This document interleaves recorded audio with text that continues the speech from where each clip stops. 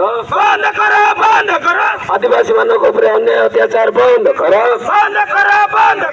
आदिवासी मान अठुआ भाव रही से चैलेंज हेल्ले बसी पारे ना तेणु मुझा पर्यंत एसएसटी जो मैंने बाध देउछन्ति समाज से मुख्य स्रोत आने रिजर्वेशन